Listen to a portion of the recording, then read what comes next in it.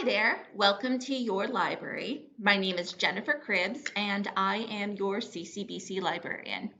Today I wanted to, of course, welcome you to the library and let you know what sort of resources are available here and via our website for you as CCBC students. So let's go ahead and get started. All right, so today, by the end of this video, I'm hoping that you become familiar with how to access the different library resources we have. I'll talk a little bit about the things we have here in our physical library and also give you some demos of some of the things that we have virtually via the web pages. We're also going to talk a bit about popular versus scholarly resources and take a look at some of our database offerings. I'm just going to give you a brief overview of a few of them, and then in our next video, we will actually begin using those databases. So, why use the library? We have great resources here, so much better than you're going to get from just your general web searching. They're going to be more targeted. You'll hear the term scholarly resources. Although you will not necessarily need to use those for your first video or for your first speech, your evaluation speech. You will be needing them, I guarantee you, throughout your time here at CCBC and possibly beyond. So what's unique about our setup here at the CCBC Library is that we are actually a partnering library with the Beaver County Library System. So what that means to you as students is that you have lending privileges to the 12 different libraries that participate in that system. We can source books and materials from all of those, have it sent here to this library or sent to another library of your choice. And it also gives us some access to a lot of ebooks and movies and different databases that we would not necessarily have as a standard academic library. Let's go ahead and take a look at the Beaver County Library System web page.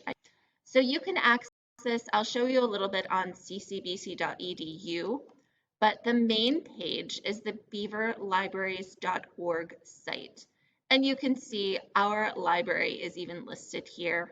These give you all the different libraries you can access. If you click on them, then you can get a little preview of hours and some of the events they have going on.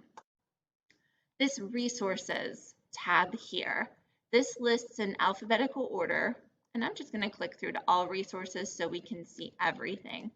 Some of the things that are available to you within the Beaver County Library System.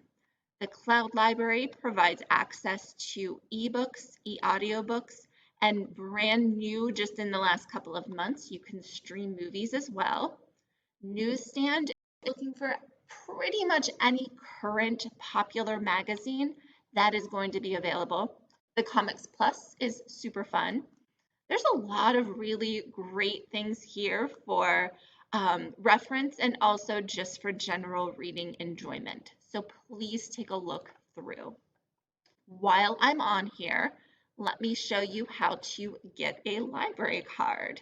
If you do not already have one, you are missing out on a lot of great things.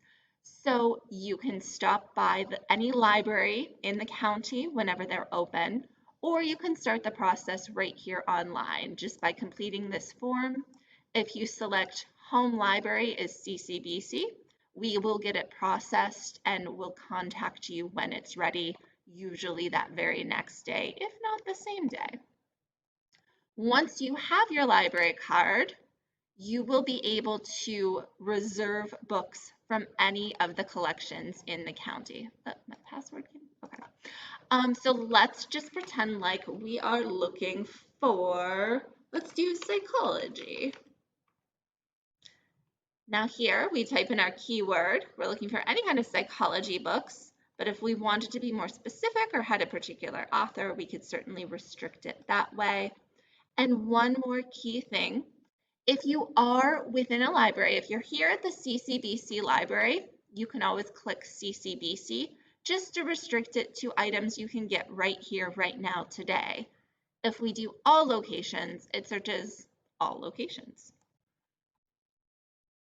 So I'm running the search, and I'll just show you how you can request a material. So reading this search results screen, we have a lot of resources on psychology.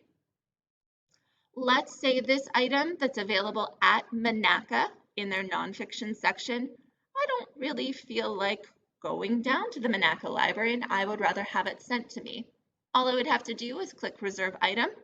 I would type in my library card number and decide that I live in Beaver, so maybe I want to pick it up at the Beaver Library.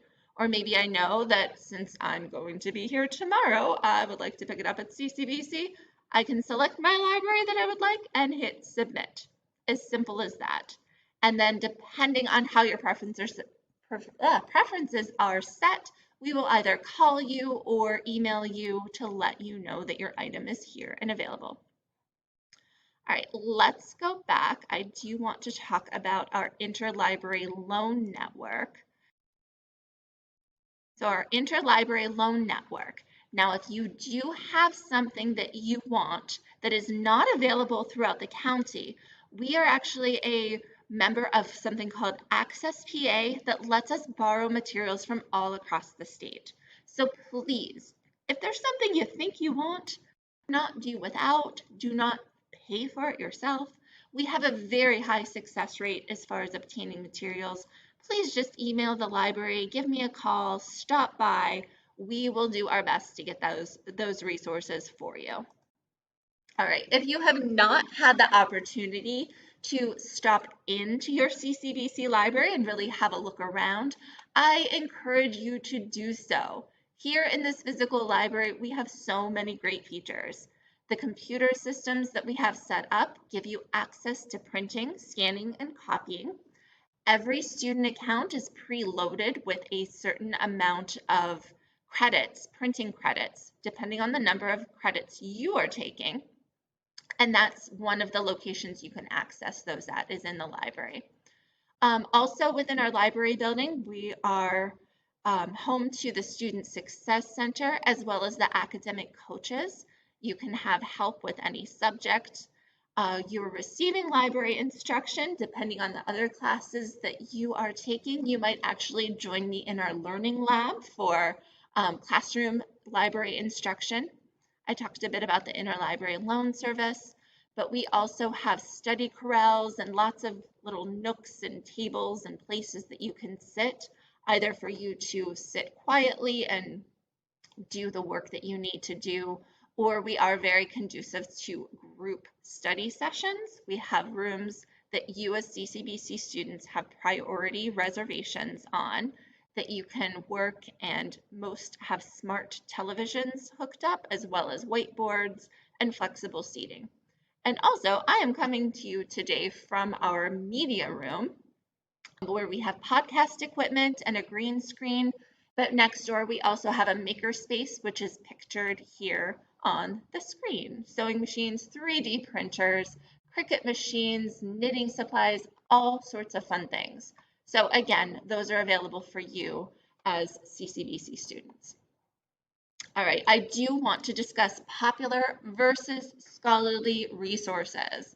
We have, as an academic library, we primarily have a good collection here that supports the departments we have on campus. However, because we are a partner with the library system, we do tend to have a few more popular resources than a lot of other academic libraries do.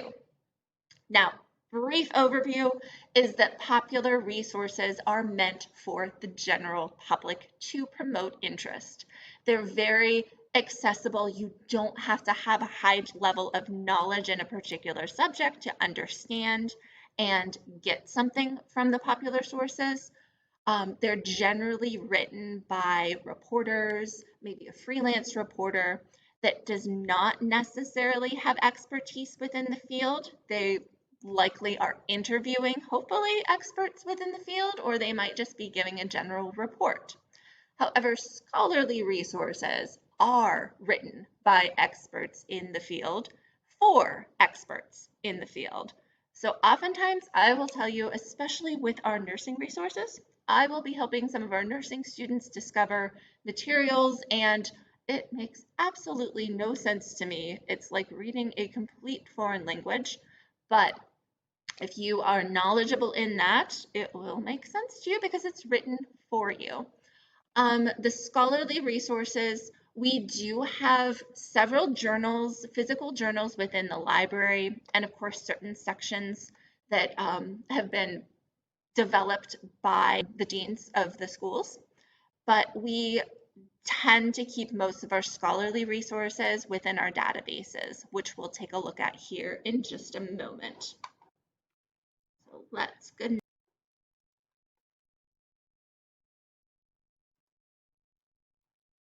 We're just going to go to ccbc.edu.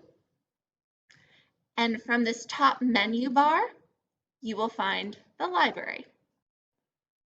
There's our lovely space. Scrolling down here, I keep these updated, and our contact information is right here.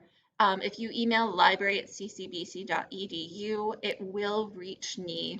I have a pretty good response rate generally. So, and also it will reach the other staff here at the library. So if you have any needs, that's a great way to get a hold of us if you're not able to call or stop by during our regular hours. But from here today, let's click over to our research tools. I'm just going to give a brief overview, and then in the next video, we'll actually start using these. So the top research tool right here is actually a link to the library catalog where we just were. I have a few guides for you to help you use either APA or MLA style. And now we're on to our databases. I will warn you, these very oddly expire on a different time frame than your Blackboard logins or your email logins. So if you're trying to connect and it's not working, unfortunately, you will have to reset your password. Even if it's working for those other, like your email and your Blackboard, that's like 100% of the time is what has gone wrong. If you forget about what we talked about here, I do have the video available and also this handout, just kind of like quick guides. All right, I have these listed in the order that they are most used. So first up is our EBSCOhost. This is considered multidisciplinary, that no matter what subject you're looking for, chances are you're going to find something.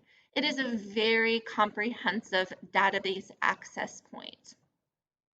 Gale Research Complete, this access is actually the newest to our campus. This again is very multidisciplinary, and you can find something on almost anything. One more thing that I really wanted to point out is our facts.com. This will be really great for your speeches in preparing.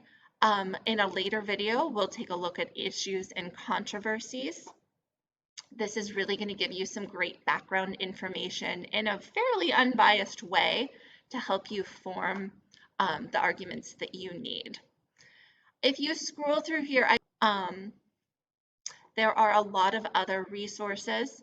We now have direct access to both the New York Times and the Wall Street Journal. Those are fantastic resources that you can access, but lots of different things on here. All right, I'm going to end this video right now.